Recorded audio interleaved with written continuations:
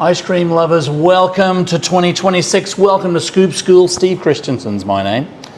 I am the self-appointed headmaster. You would think after all of these years running Scoop School that someone would appoint me, but I still have to wear the self-appointed headmaster moniker. Anyway, welcome to this channel. If it's the first time learning to open up an ice cream shop, hey, welcome. It's nice to have you here. If you're one of the old timers, hey, great to be back in 2026. Okay, we do want to thank our episode sponsor, Lockheed Vanilla. We love Lockheed Vanilla. They're just a hop, skip, and a jump down the road here, St. Louis, Missouri. Been around for 100 years. John, George, the whole family there.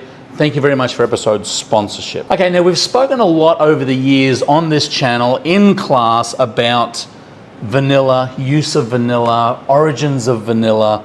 We've even spoken a little bit about Vanilla Bean Specks. But I just want to reiterate that Vanilla Bean Specks, I think, is still a pretty underutilized element of making ice cream.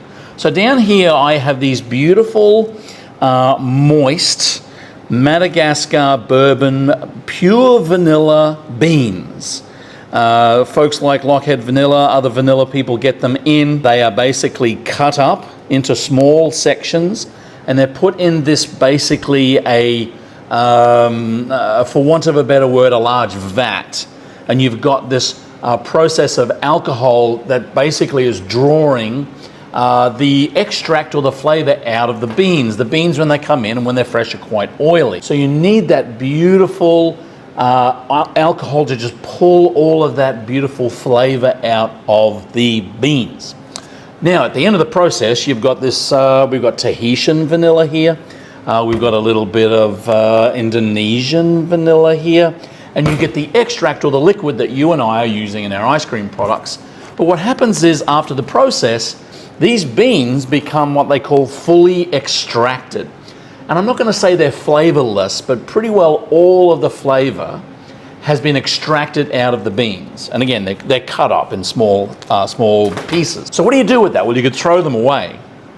But most vanilla suppliers will utilize that, I guess, waste product of the process of making extract, and they are grinding them up and putting them into a box like this. So this is a box of Vanilla Bean Specks. Now, again, you've got the vanilla beans themselves, the beans and the seeds here, can be still a little oily.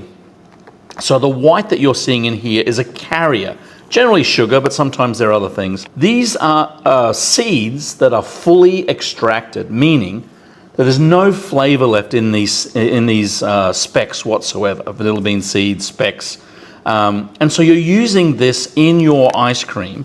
You can do it in a soft serve machine, you can do it in premium ice, you can do it in custard, because what it does is it gives the optical illusion of quality, depth of flavor, for a relatively small price. Talk to your vanilla person about how much specs are, the availability of them.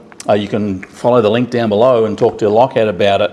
But I think they're pretty underutilized, and I think that in a day and age where a lot of ice cream stores are trying to up the ante and have people more engaged, using Vanilla Bean Specks as a visual enhancer to your ice cream, I think is a pretty good deal. Now, I'm interested to see whether you already use Vanilla Bean Specks, whether you have used Vanilla Bean Specks, whether you will use Vanilla Bean Specks.